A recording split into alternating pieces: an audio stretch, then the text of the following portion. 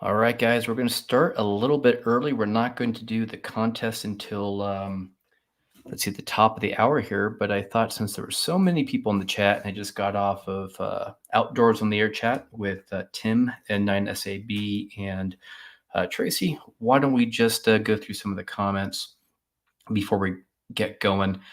The stream is not going to be terribly long today, but we're going to go ahead and give away some goodies.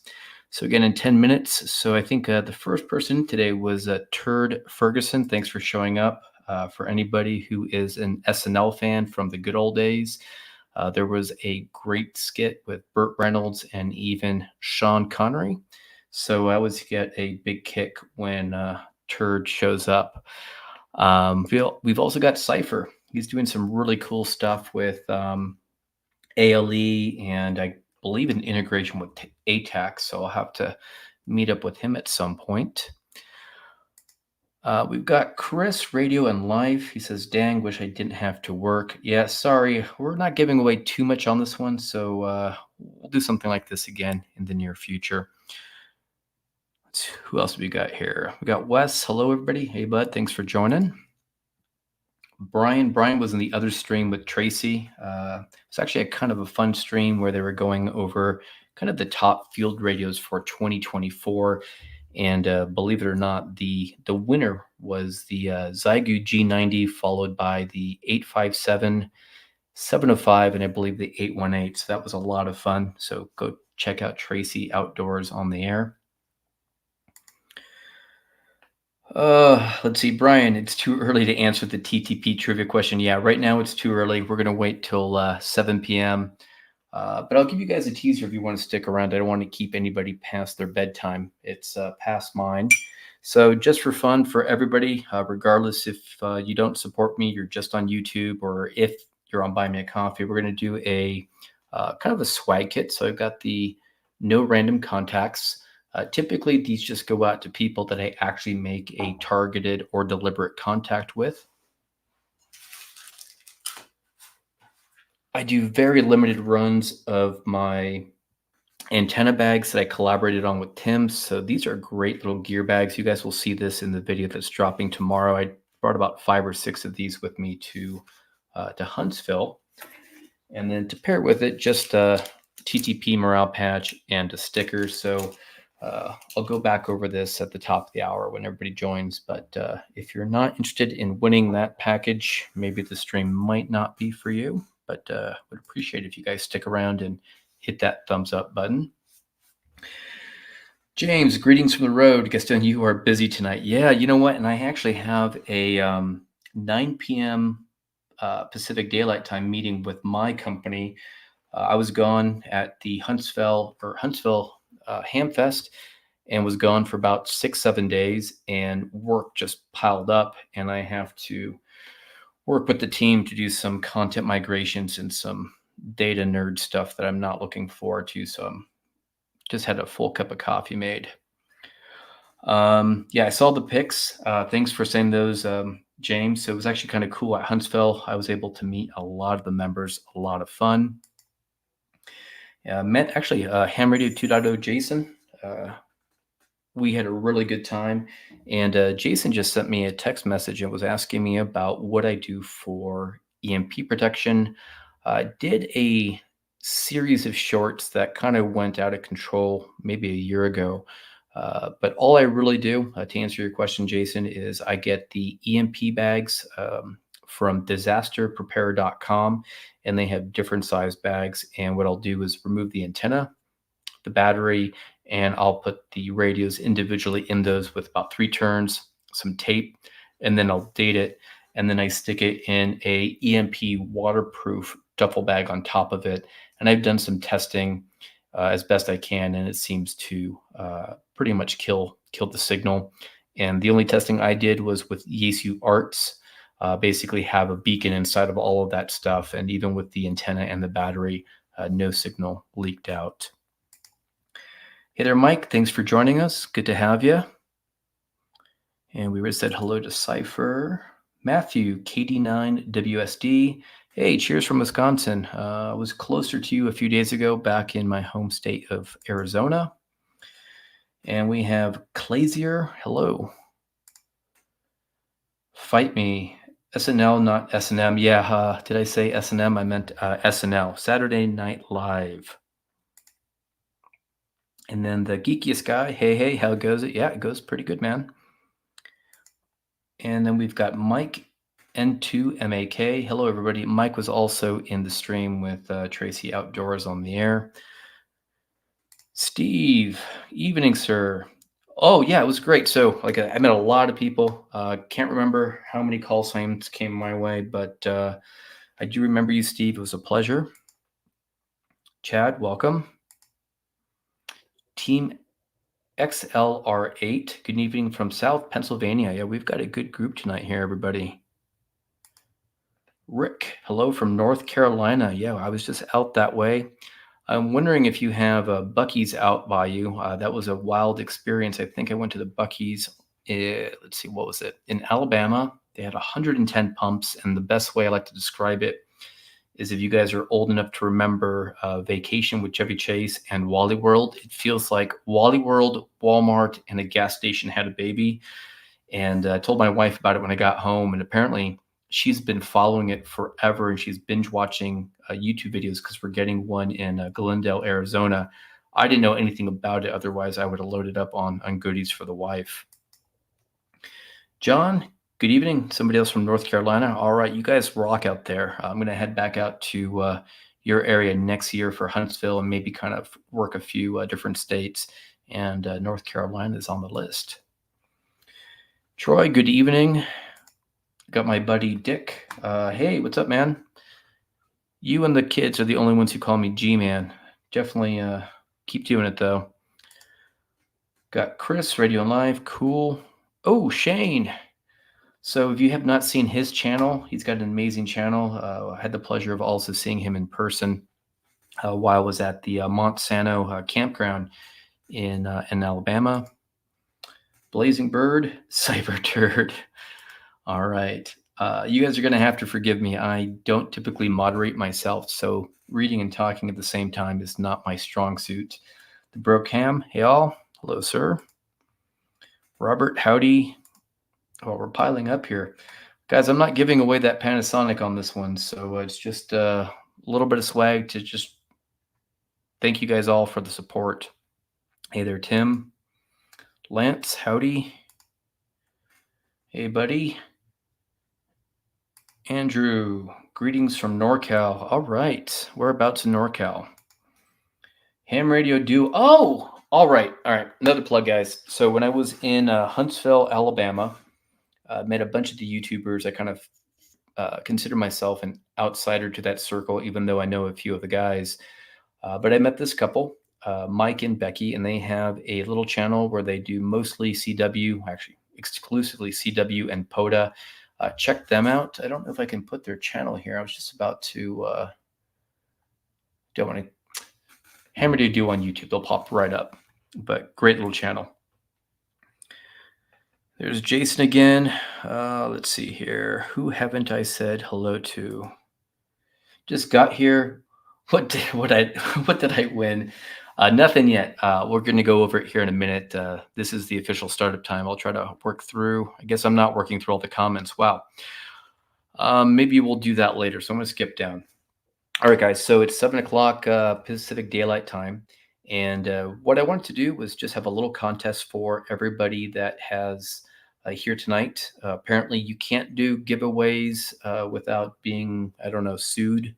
So I had to turn this into a contest. So as a thank you for me hitting 100,000 subscribers about a week and a half ago, which was a fluke, but I appreciate all the subs that came in. I just want to give away something as a token of appreciation. So got a little bit of swag. So we're going to do the No Random Contacts mug. Like I said, this is typically the mug that I give away to people that I'll do a targeted contact. So if you're a prepper and not so much into the traditional amateur radio, I think this one would be something great to kind of have on your desktop there. And like I was saying, these little gear pouches are a little design that I have a neighbor down the street make for me. Don't really sell these ones. These were actually packaged with my antennas when I was doing the collaboration with Tim N9 SAB, and they're great for just gear bags. So I brought one on a recent trip to Huntsville. I had the antenna, had a small HF kit, which is going to be the subject of the next video. In fact, if you guys remind me at the end, I'll drop it now as early access and then release it publicly tomorrow, so you guys will get that as well. And then just the TTP morale patch to go on the hook and loop there, and a sticker. So the rules are quite simple. I wish I had a moderator here. So you can only answer one time. The first person to get the correct answer will get the little swag kit here. And I'll identify the person, and then I'm going to ask you guys, or I'm going to ask the winner to send me an email. So if you can get your email client ready out so you can properly contact me. I'm not going to ask anybody for any money. I'm going to do a little bit of a challenge via email and the live chat here because people in the past have been taken advantage of by people scamming. So just listen to my audible directions. If anybody says, hey, you want a prize? I need you to send me money. Please don't. So let's go ahead and get started. So first person in the live chat to correctly answer this question will get the kit. And then maybe I'll stick around for questions as long as you want to go, and we can have it be informal. So the Yaesu VX6R is my preferred everyday carry radio. It has been for the last, I want to say almost 2 years. I have 3 of them. What was the radio that was my everyday carry radio prior to the VX6? So the first person to correctly identify the radio that I was carrying every day was showcased on the channel many times will win the little swag bag here. All right, so let's see. Oh, I think it already came in. And I don't know how to pronounce it. No, that's not the answer here. Stop scrolling. It's the FT60, but I got to find the first one. Wow, that happened quick.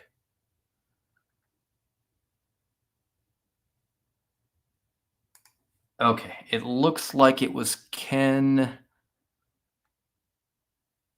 Yes, Ken, congratulations. So I need you to send me an email to info@thetechprepper.com, info@thetechprepper.com, exactly how I spell it on my YouTube channel, and just shoot me a note and we'll coordinate over email on how to ship this off to you, and I'll have my wife ship this tomorrow. So thanks a lot. All right, guys, I've got some time here if you just want to do some Q&A, and what do you guys want to talk about? If not, thank you very much, and I'll catch you later. For the Buy Me a Coffee folks, we're going to be doing our separate giveaway for those top tier prizes, but those will also be a contest. There will be a challenge. So I sent email this morning to the various groups on the timing for that and how we're going to conduct it, but it's not going to be terribly different than what we just did here. All right, so let's start out with Cypher. Gaston, I've been doing more work on Minute Modem, and I'm happy to say that I will have a KISS TCP API from day one. The military defines the whole API in 188-110A. So yeah, he's doing some interesting work. This is something I'm looking at doing as well. I'm looking to basically try my hand at a standalone modem. I wish we could do that with JS8. Maybe that's a possibility in the future, but he's doing one that's going to support ALE, which should be very, very interesting for civilians. All right, let's see who else we have here. Chris. Oh, on my screen, I came in first. Yeah, everything kind of came in at the same time. I'm almost positive, though, that the winner was Ken. If I did make a mistake, if there was someone else above it, I'll go back and I'll send them another one as well. So I'll double check that on my end. Okay, let's see. Okay, so Robert asks, what was the antenna on your VX6 at the show? All right, if you guys give me 1 second, let me pull it out of the pack.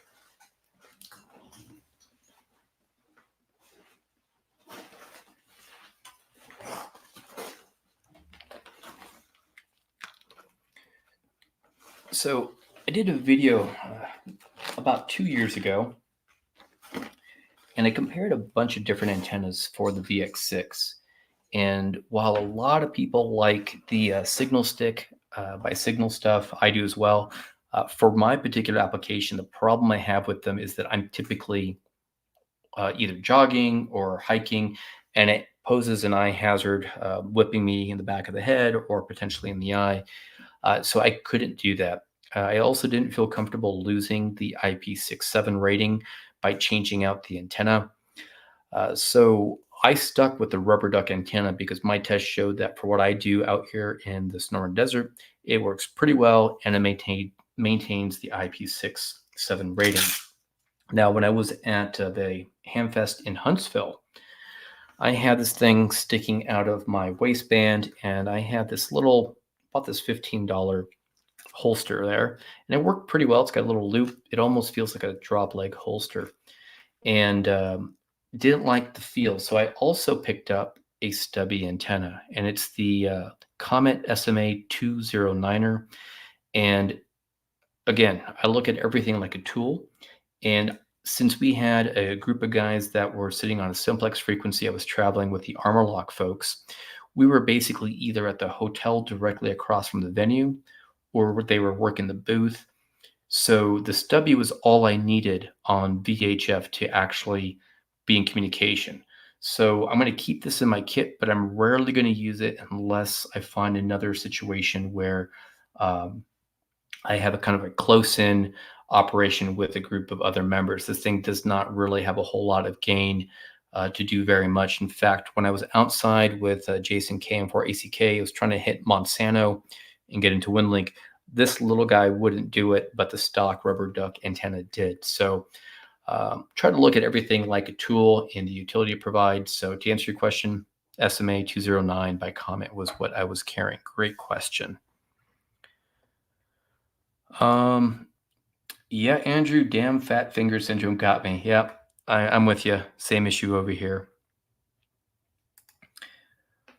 So Dick Owl Cricker asks, what are your top 3 digital?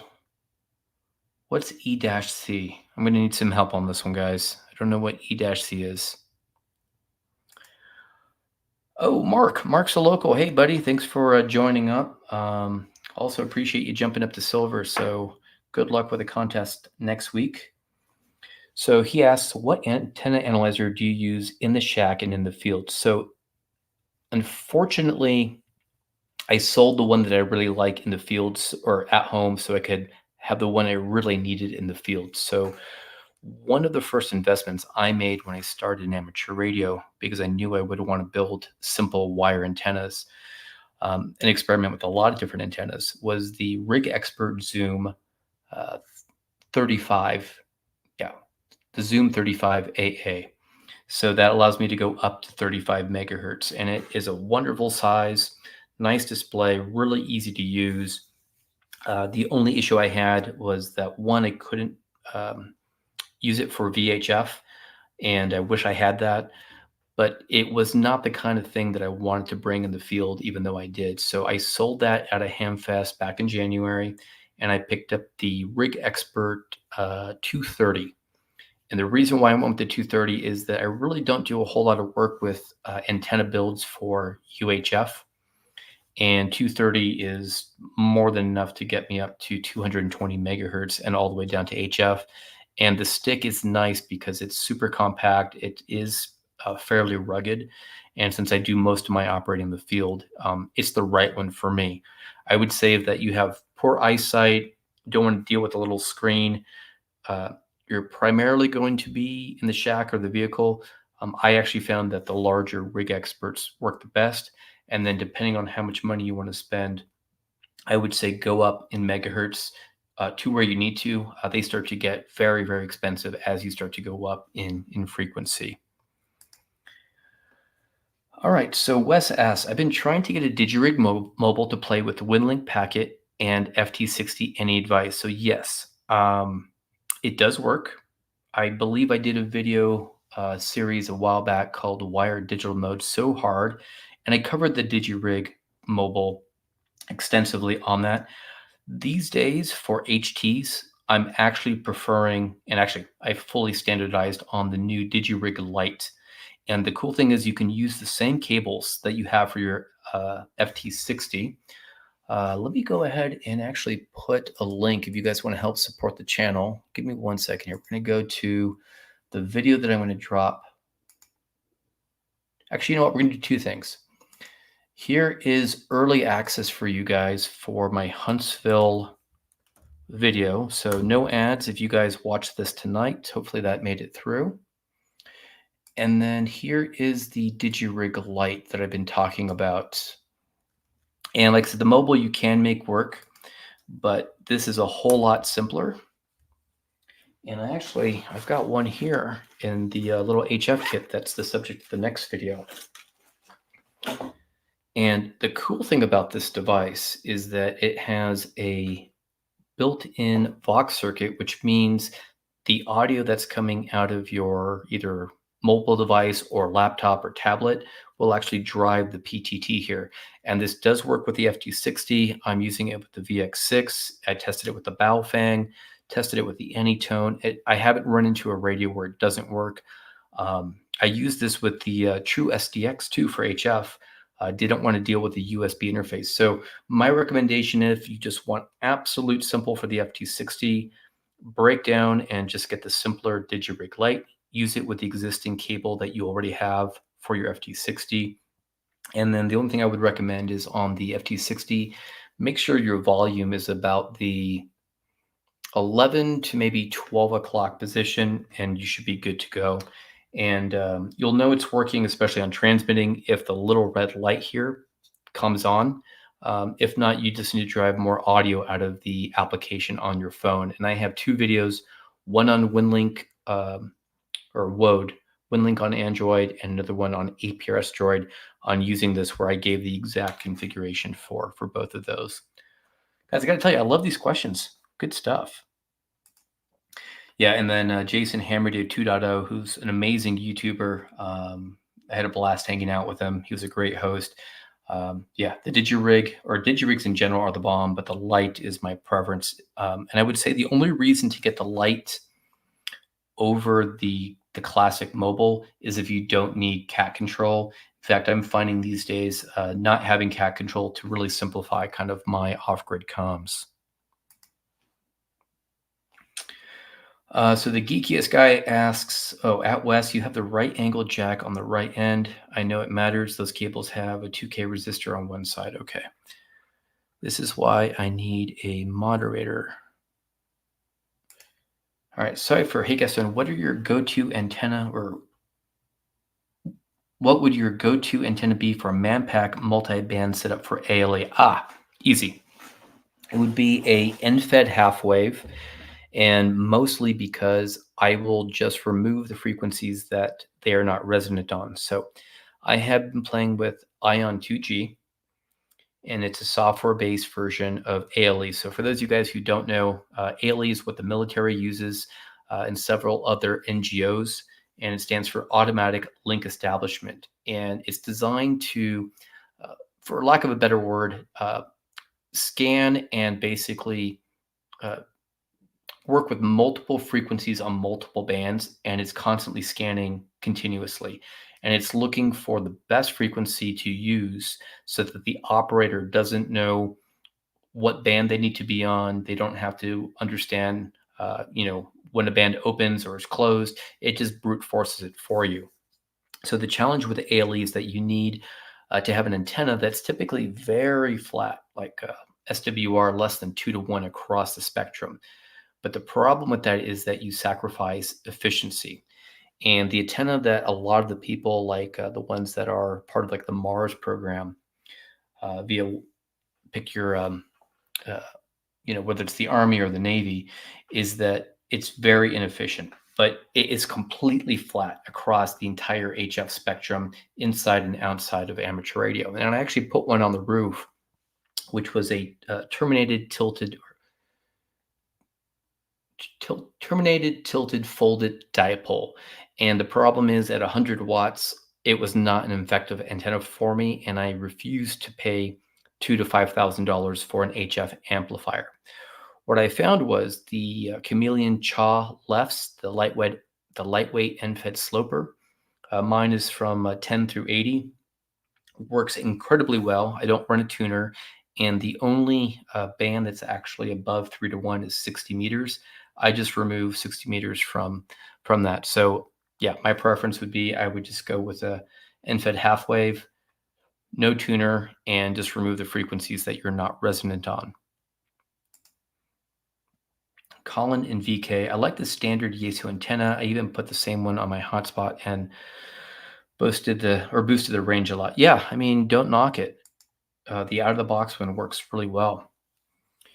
So Scout 75, I also met him for the first time in person, which was nice. I've been watching his channel in Huntsville. Any thoughts on the practicality of Meshtastic, especially pair with a BBS like the comms channel has made that forge the mesh filter JS8 call messages? I see a ton of promise. Yeah, I agree. So what I tend to look for in anything radio related is what problem does it solve?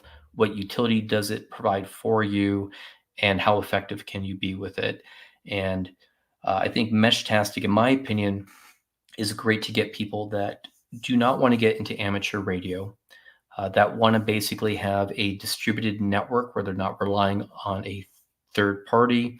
And for me, my personal application for Meshtastic will be for local community comms, where we can basically have these little devices that we can hand out to the neighborhood.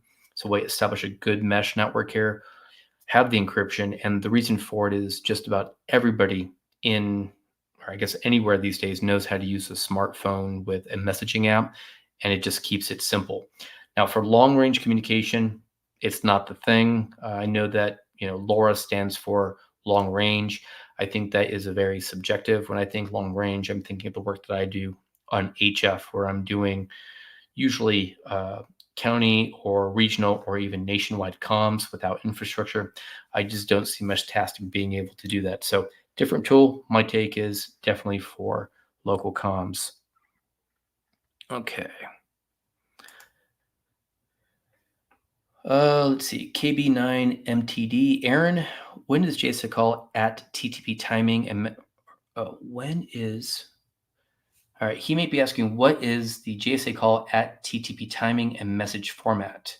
Do you or anyone in the group send out a daily bulletin? I've been trying to change orientation to be able to receive. I can hear Mr. Owl. He's referring to my buddy Mike, KCAOWL. Okay.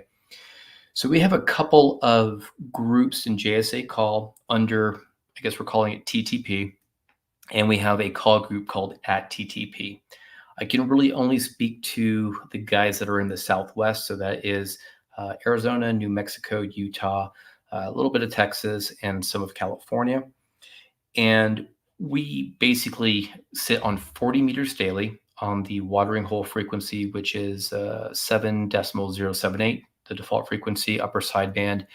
And I'm on it from 5 a.m. local time. So that is 1200 UTC to about 5 p.m.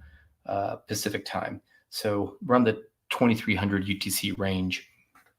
We don't do a message bulletin unless there's some kind of event. In fact, one just happened. So my buddy Mike was actually kind of concerned.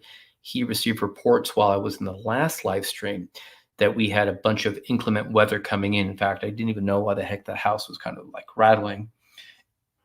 And I would have seen that. So he actually sent a message to at TTP to let everybody else know in the region what was going on. But we don't have anything formal for message bulletins. The way we do it is we just sit on that frequency about 12 hours per day.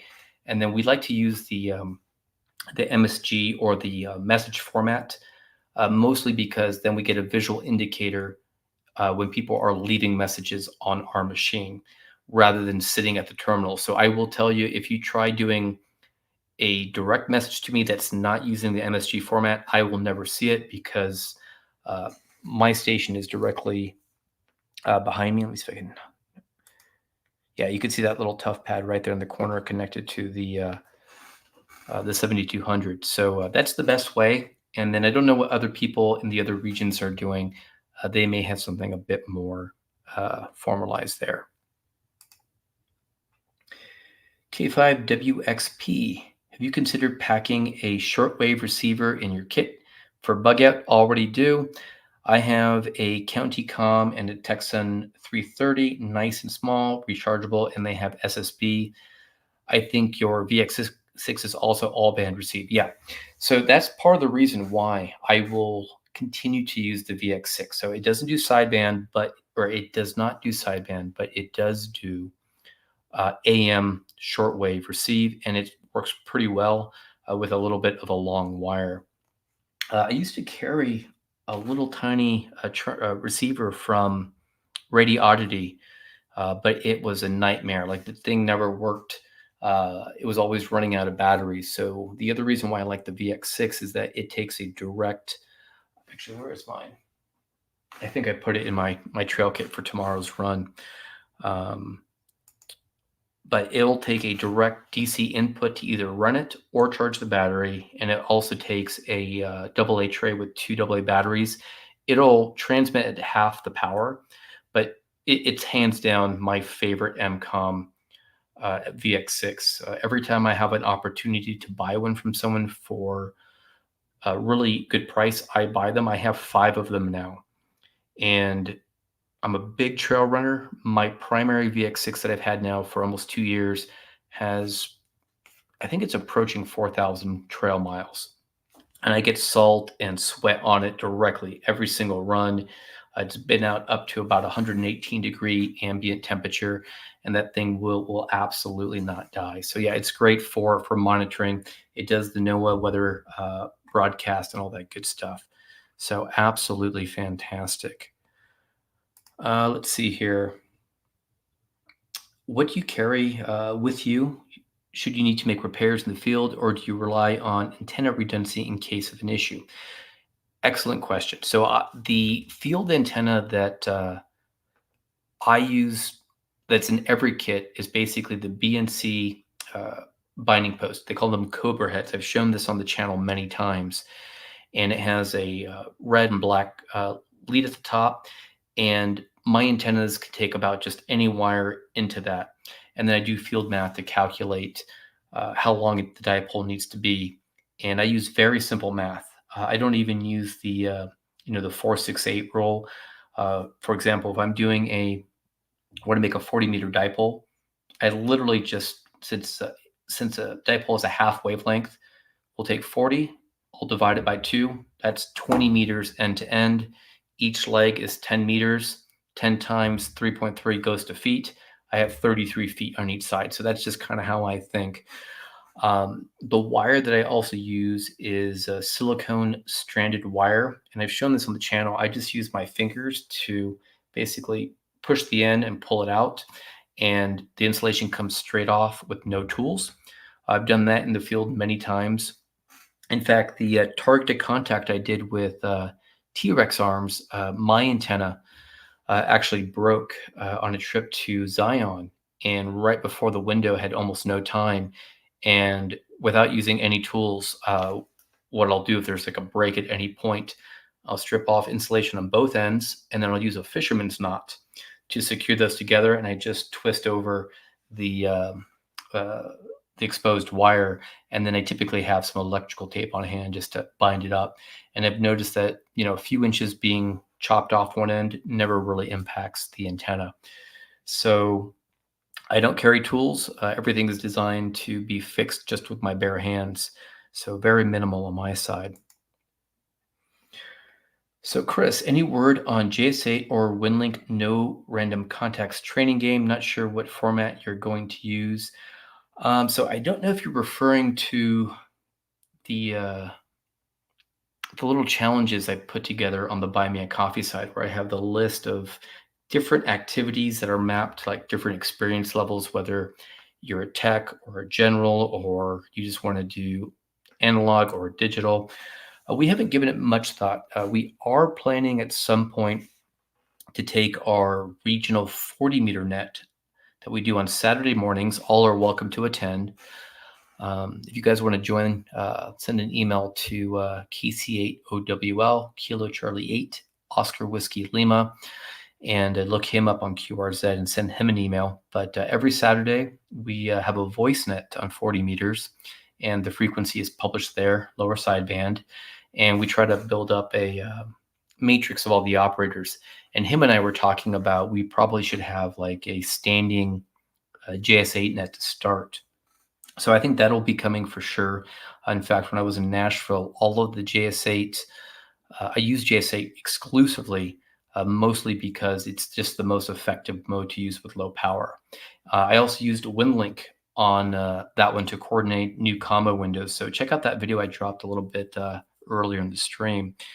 But yeah, WinLink is absolutely powerful. I would say both of those things are great. I don't know if we're ever going to do a WinLink net. My problem with WinLink, I'm going to share this with you guys, and I don't want a whole lot of spam. When I first got started, I was using the WinLink Wednesday as a training opportunity. And I had my original call, which was at KT1RUN, and I joined WinLink Wednesday. And I would always connect via HF using RDOP. Yeah, I know VAR's out there, but I was on Linux at the time, still am, and I was using RDOP. And the CC list was so long, I would have 5-minute RDOP sessions over HF in the field just to get all of the admin traffic. So when I changed my call sign to align with my code, KT7RUN, I decided not to join. So for me, I like to keep WinLink reserved for emergency use. And I still get a lot of WinLink email from viewers, but yeah, personally, I won't be doing a net because every time I go in the field to do something, the last thing that I need is to pull down 20 or 30 messages.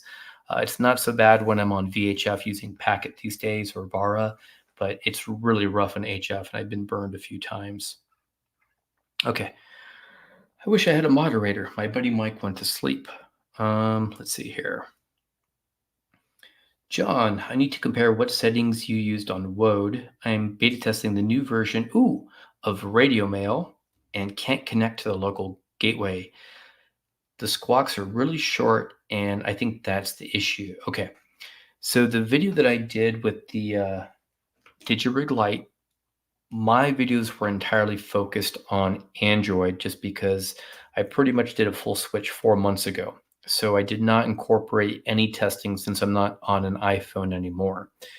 The developer of Radio Mail, which is the WinLink mail client for iOS, reached out, and he told me that they were adding support for the DigiRig Lite. I'm not really looped in. I will tell you a few things. So if you guys are looking at any kind of tuning, especially with the DigiRig Lite, there's only really two things that matter as long as the software is doing its job. So number one, that you have the correct speaker level going out, and that is going to be controlled in the case of Android by your media volume. So I found you have to experiment with that sweet spot. And the nice thing about the DigiRig Lite is, let's say that I have the media volume at, let's say, 65% on my Android device. In fact, let me see if it'll come on screen here. I showed this in the video. So actually, hold on. So we're going to hit the volume. You see it says media volume right there. That's about the level that I find works to drive it. I can give it a little bit more volume, and I haven't seen it overdrive the signal, but if you don't see the red light turn on, it could be that you don't have your media volume up high enough. And then if you're having a hard time listening and receiving, adjust the volume on your actual HT to hear. So hopefully that gives you a little bit to go on. All right, guys, bear with me here. Like I said, I typically have someone to help me with comments. So Rick says, have you had any issues with the DigiRig cable on the VX6? Yep. Here's a story. I broke 2 cables. We're trying to unscrew it. Yes. I wish I could get it. Here's a story. So, where did I have it? I think I might have it here.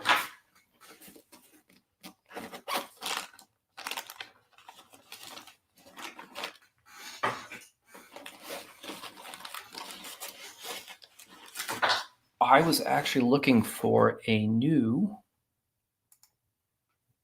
radio specifically for doing digital work that had a lot of the features that the VX6 had, specifically the IP67 rated, but I wanted a cable that was not easily damaged. So I have also personally damaged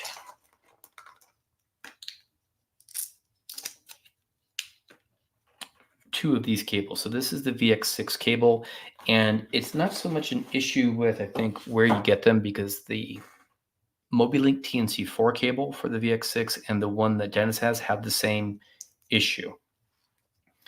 And what you'll find is after a lot of use, the cable will actually get compromised and just stop working. So what I do now is I will actually remove the antenna first on the VX6, uncap the VX6 captive watertight piece, and then what I'll do is I'll hold the housing from here, push in the radio, and I actually spin the radio. I try not to spin the cable at all because I think that's where it's breaking. So yeah, if you're going to have a VX6, make sure that you buy at least 3 cables and just use the same one, and then as they die, replace them. Normally something like that would be a non-starter, and I would say I'm done with this radio, but that's the only negative I have on the VX6. So I think it was the beginning of July. There was a sale with, I believe, Gigaparts, and they had the ICOM T10, and it was off. They had it discounted down to $150. Normal price is around $250. And I liked everything I had seen about this radio when it was first announced a couple of years ago. It has the commercial chassis. It's IP67 rated, very simple to use. It doesn't have the wideband receive, but I thought, you know what? I like the idea of this radio. And the most compelling factor and the reason why I bought it is, one, Dennis has a DigiRig cable for it. It uses the L-type connector, which is super quick to slot in. And I've been using it now for about 6 weeks, but I finally had to put it away. In fact, I almost contemplated giving away my IC T10, but I invested a lot of money into it.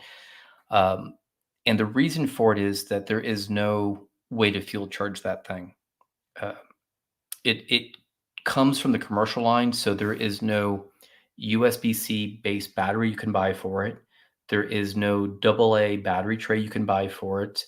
I did buy a OEM second battery, but they're very expensive. They're like $80. I also bought 2 of the knockoffs from Amazon. I even bought the 12 volt eliminator that allows you to plug in a 12 volt input to it and terminate it to whatever you need to, like power poles. But it's something that's a non-starter for me. I have to be able to charge it. So long story short, yes, the VX6 cables have a habit of being compromised. If you're going to stick with that and rely on it, you absolutely should get yourself a second and a third. And I try to solve that problem by jumping over to another ruggedized option like the 10T, and that radio didn't work out for me. So I'm making the best use of it. There is one other thing on that note. So when I actually had mine compromised, this is the second or third time I had it die on me over the course of 2 years. I was on a trail run before I left for Huntsville, and I got an RMS gateway at the house. I had woed, and this is a true story. I wish I had something other than this phone to film on. I said, what would I do if I had to send that WinLink email out? And all I had was my VX6, my phone with woed, and that cable crapped out on me. I was actually able to do acoustic coupling. You guys let me know if you want to see a video on me doing it, but I literally put in my WinLink message. I keyed down on the VX6, put the speaker right up to the microphone on the VX6. As soon as it was done transmitting, I released the PTT, heard the chirp from my RMS gateway. It picked it up, and then the app tried to transmit, but I didn't have the PTT on. So I just held down the PTT and waited for the retransmit. Long story short, in about 45 seconds, I was still able to manually just do acoustic coupling, which is wild. I didn't think I could do that with something like WinLink because it's very much back and forth. It's easy to do with APRS and some of the other digital modes, but incredibly difficult to do with something like WinLink.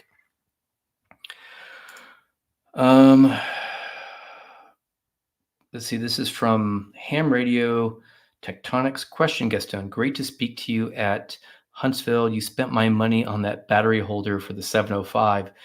What bag do you recommend for that radio? Okay, so I was helping out the guys at the Armor Lock booth. They do the protective frames that are made out of 5052 aluminum. And they have a frame now for the IC 705. In fact, I have a 705 that I have not used or even opened. A viewer sent it to me.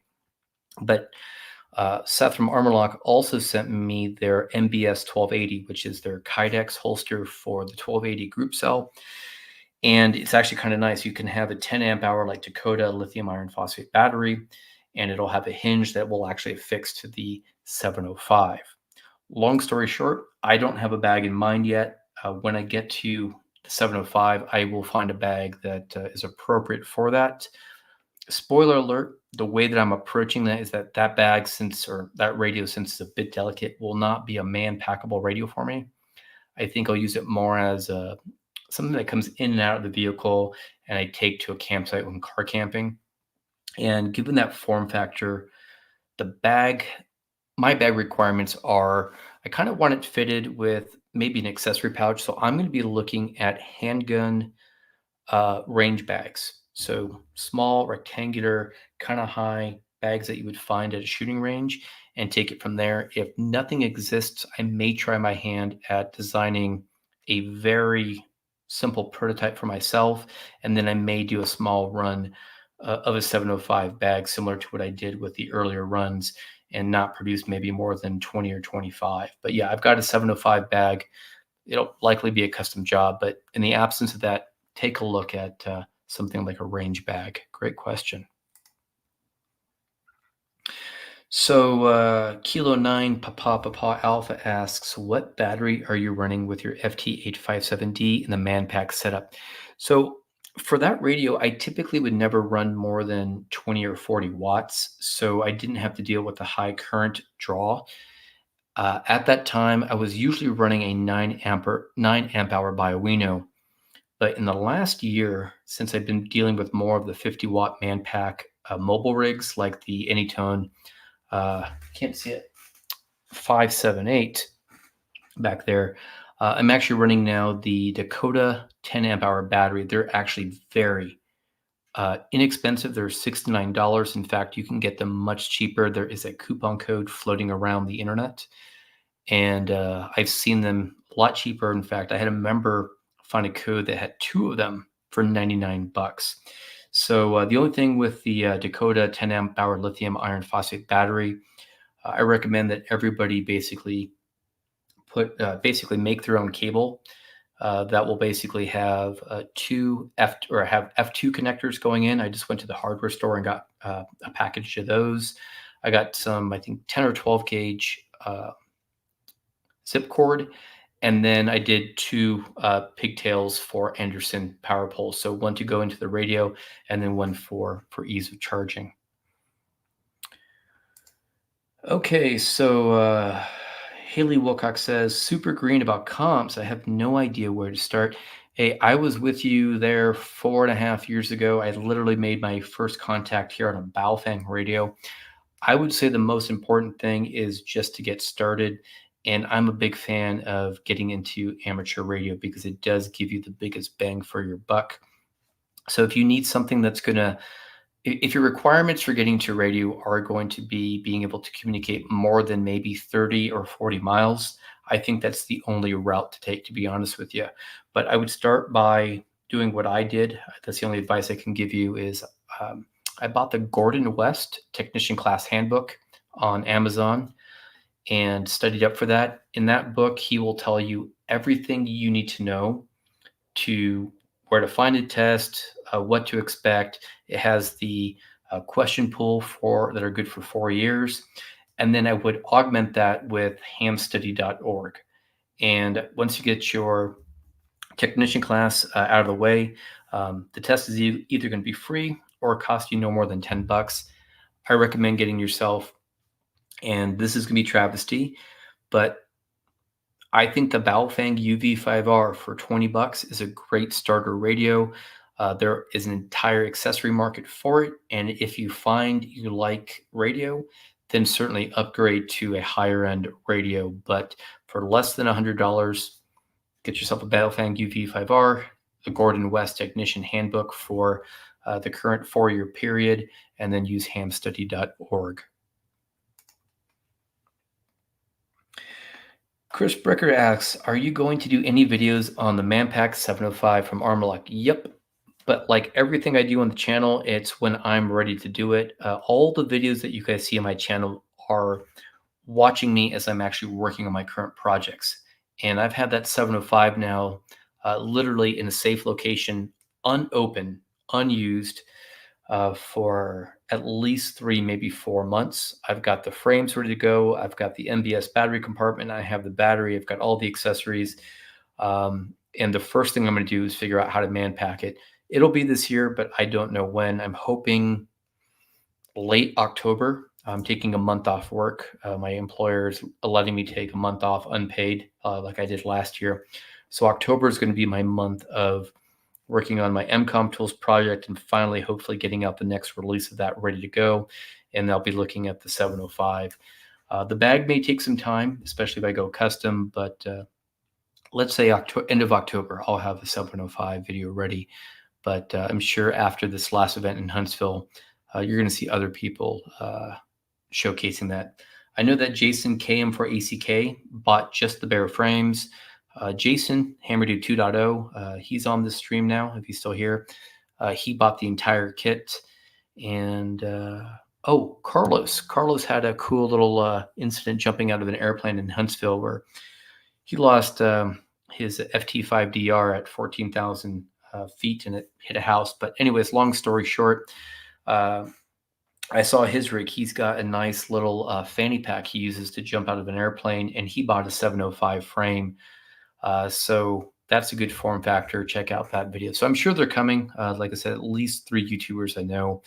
I convinced them to get a frame because I know it's going to take me until October.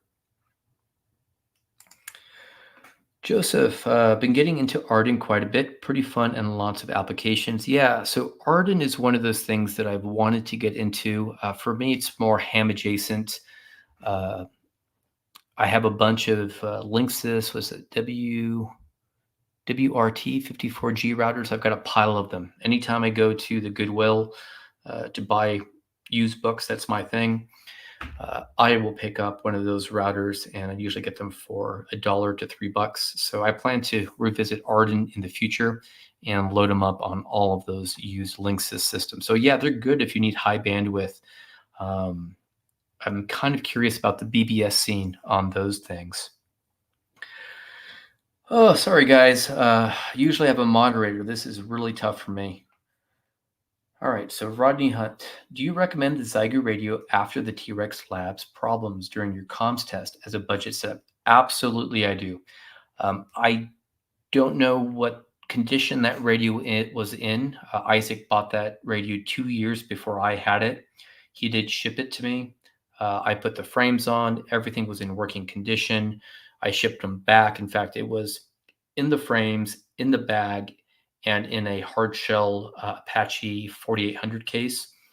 And the failure that he's referring to when I did the collab video, I think he tried removing the 3.5 millimeter jack on the head unit and pushed it back in, and it actually pried off of the PCB inside of the head unit, the female housing, and he wasn't able to fix it. So it is a $400 radio, but if it helps, before that happened, I actually purchased 2 for myself before I did the video. One was for me and one was for my buddy Mike, who does a lot of the field testing and support of a lot of my videos.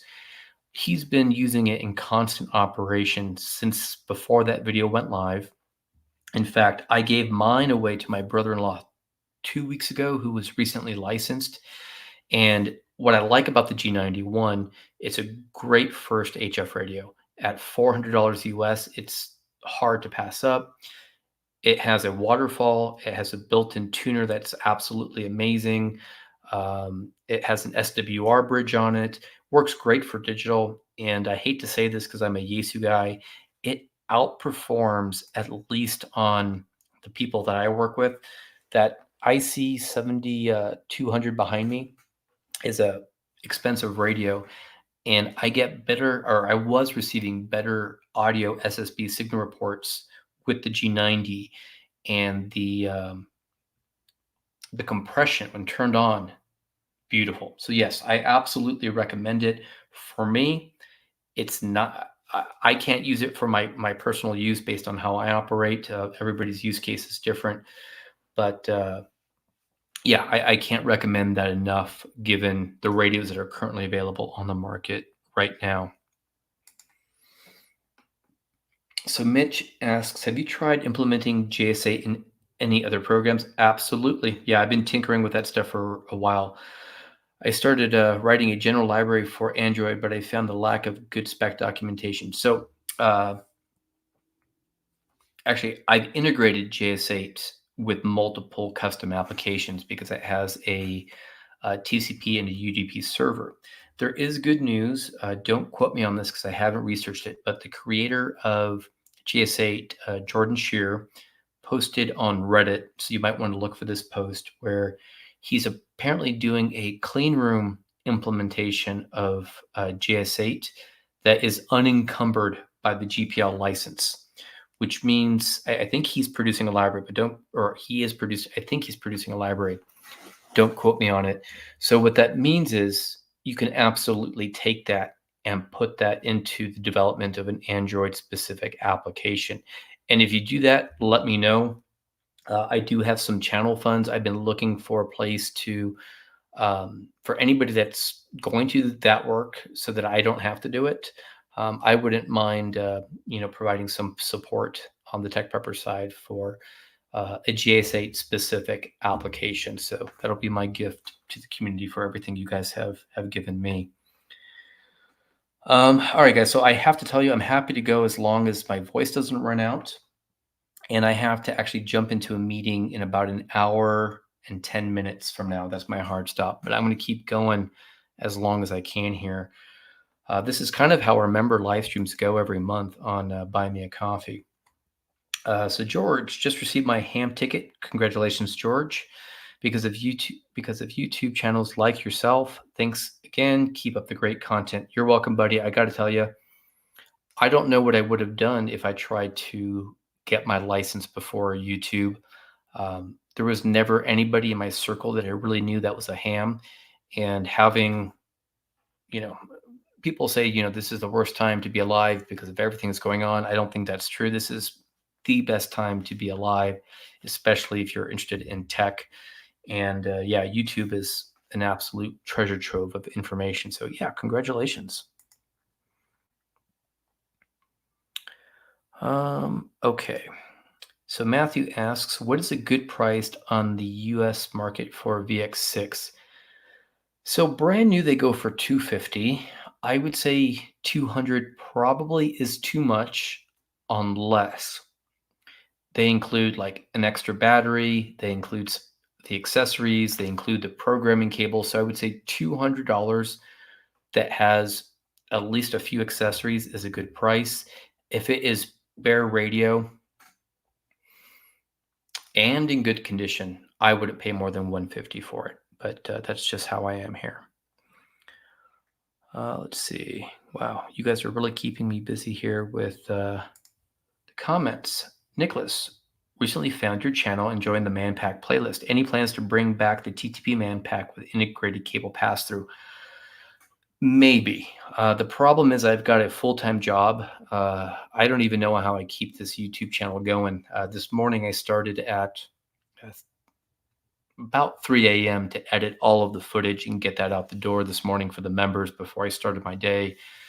And then basically it was up until 5 o'clock working and then jumping into the stream. So doing something like the ManPack was very difficult for me. One, because I have a very different vision of how I want to do product development. I am not interested in mass consumer produced goods. I am very disappointed in how much we're losing and how many local brick and mortar shops are closing. So if I do get back into the man packs, it's going to probably be, if I can make this be my full-time gig and be able to rebuild relationships again with the locals. My bag manufacturer was able to, actually bag maker, is one guy in Mesa, Arizona, and he handmade every single bag. So the larger man packs, the last ones I did for the Yaesu 857D and the 891, only 26 were produced. I kept the prototype and bag number 1. I think Jason Hammerdade 2.0 he asked for bag 25, I think, and then the rest went to the viewers, or the members actually. And then there were only 110 of the original smaller ones. And I want to commit to American made only materials and local builds. And if I can do that, I'll likely redo it. But if I do a man pack, the next one will be first the 705. And again, if I'm able to keep the business going, I'll do the larger ones. And guys, I got to be honest with you, my bags will not be cheap because it takes a lot of effort to source everything locally, get large enough quantities, and then hire a craftsman. So my bags were 265 for the small ones and 285 or 295 for the larger ones. And I probably could not come down off that price. And I know you can get a large Everly stock backpack for that price, but that's just the cost of making sure that multiple hands in my local community are involved in the process. So if not, I'm sure someone else will come to the table and try to come up with a man pack. I'm kind of surprised that China hasn't tried to make one yet. Taylor says, oh, is this for me? Nope, that's not for me. What else we got going on here?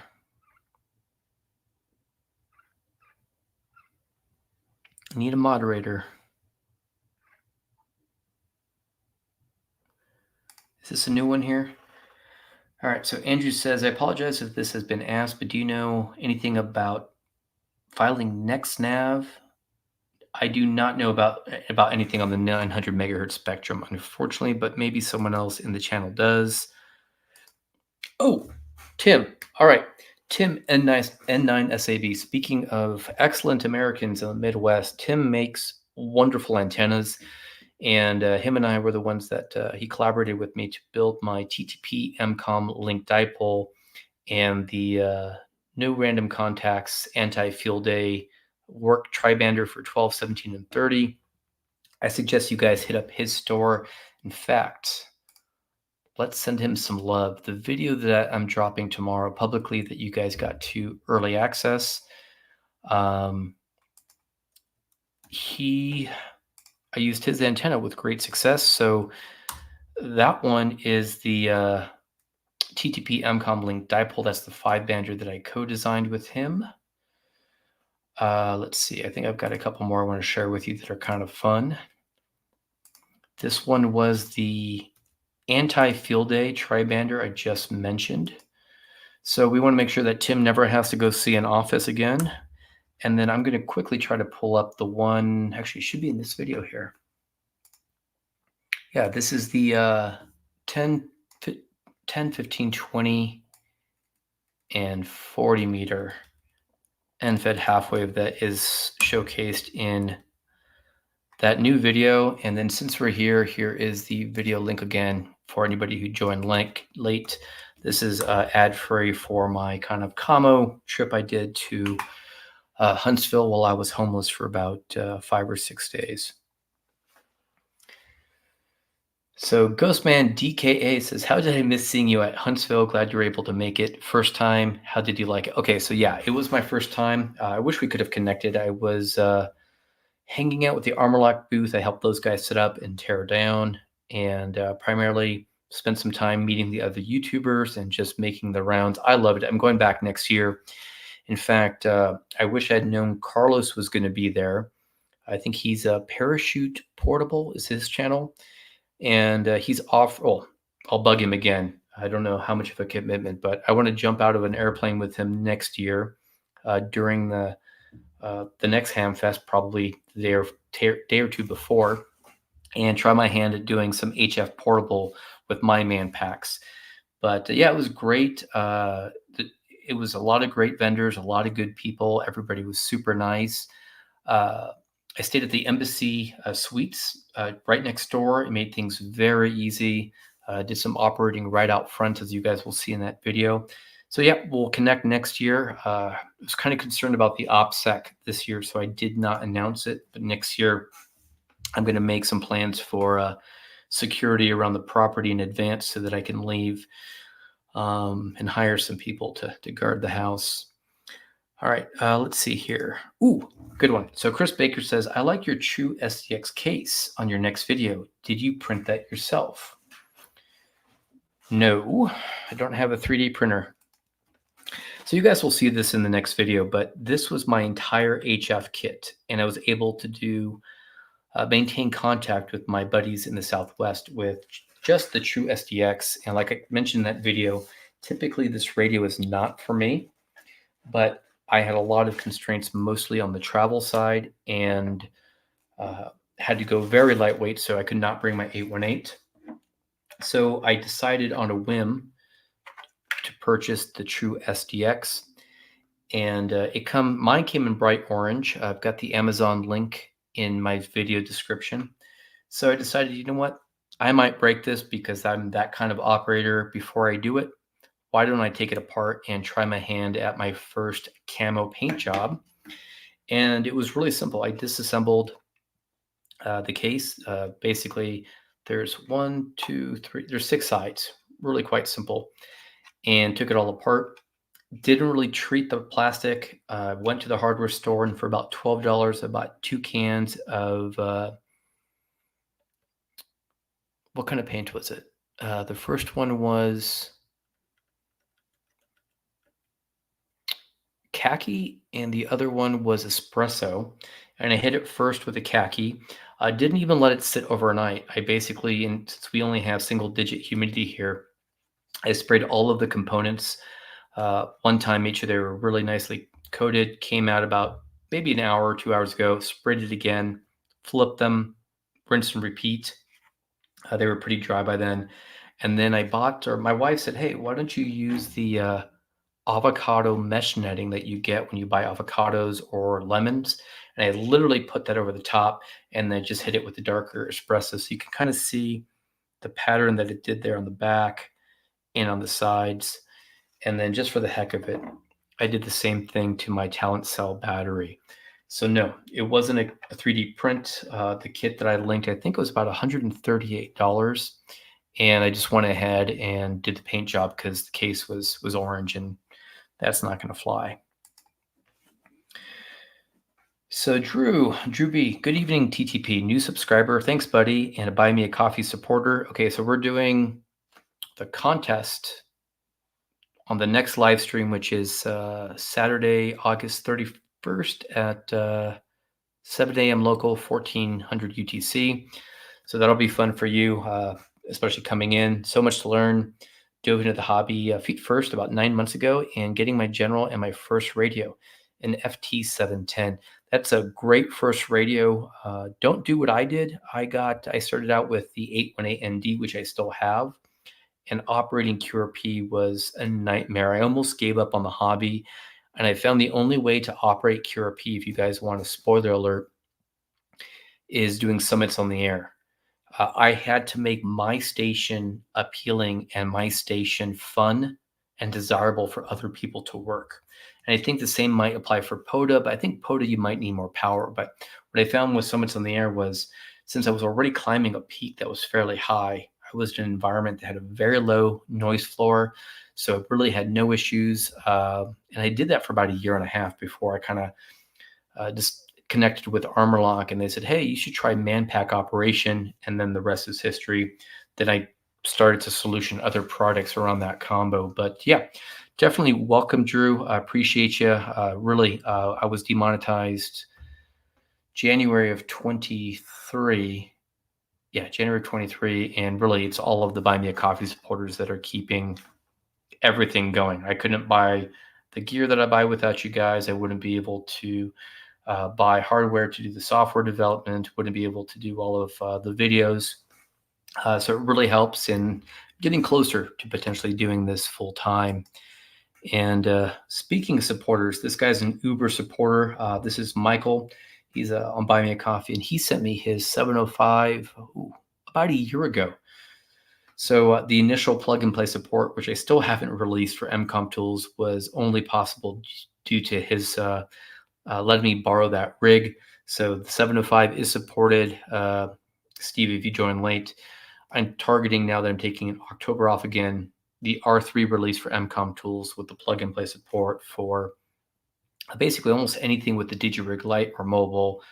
The 705, of course, the DigiRig via the MobiLink or not MobiLink. Oh, it's been a long day, long travel. DigiRig. So that's all coming. But anyways, thanks, buddy. Appreciate you. Let's see. Who else do we have here?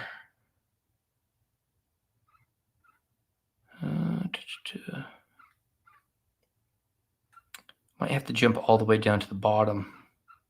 Yeah, guys, I'm going to... Oh, we're almost at the end here. Excellent. All right. Oh, so Ghostman DKA. I'm not sure how we did not cross paths if you did end up at the Armorlock booth. Unless I missed it, I'm wondering what you got for which radio. And K6YYL, Ham Radio Lady, welcome. I think I saw you over on Tracy's stream. She says, Carlos is great. I worked him when he was, on the Descent Parachute Mobile on 10 meters. It's on his YouTube channel. I'll have to check that out. Yeah, guys, go check out Parachute Mobile. Carlos is absolutely amazing. K6YYL, do you have a YouTube channel too? I'm not watching a whole lot of YouTube these days, and I'm trying to find the smaller creators and plug them. Again, I'm blessed. Last month I was at 66,000 subscribers, so it was a sheer fluke that my channel basically picked up over 50,000 subscribers in 28 days. And if you guys have not heard the story, it was an accident. I had done a Windows build, and Windows is not my platform of choice for an RMS WinLink gateway station. Struggled with it, did not want it to connect to the internet ever for anything, including Windows Update. And I did a Windows 10 off-grid kind of how I would install Windows 10 for that kind of scenario, and released that to the members on a Wednesday. CrowdStrike happened Thursday evening, I think Europe time, and then Friday morning my video went public, and I easily picked up 30,000 people plus from that one video alone. So it was a sheer accident that I hit 100K. But either way, I thank each and every one of you guys for coming in and supporting me. More stuff is coming. My stuff is raw, so I still film with the phone. Sometimes I forget the dead cat mic on my audio. I'm more the guy that just wants to share the story, bring you along for the ride. I go into everything with an objective, a plan. I like to share the mistakes. I like to share the wins, and I certainly like to share what I'm going to do next. So if you've seen my channel, that is exactly what I do. So if you're not into it you need to be into it for the stories and the content and the sharing just like this, not so much for the high production quality, because I will never get there. I will never be a Ham Radio 2.0 or a Ham Radio Crash Course. The video editing, all of the filming stuff, all of the gear just gets in the way, and I just kind of need to shoot at the hip. That's how I roll. So more coming. And I think we're nearing the end here, guys. Let's see here. Oh, so it turns out that I'm gonna have to. I don't want to keep calling her KA or K. Let me go on QRZ here real quick, guys. 1 second. K6YYL. Come on. Okay, so it is Kim. Oh, Kim, you're from Claremont, California. Guess what? I went to Claremont High School, graduated I was class of 2000. So very cool. Yeah, I moved to Arizona about 8 or 9 years ago, 9 years ago. Haven't looked back, but yeah, I was a local. That was my area. And then I went to the University of California, Riverside. Dropped out, was on academic rolling probation as a computer engineer.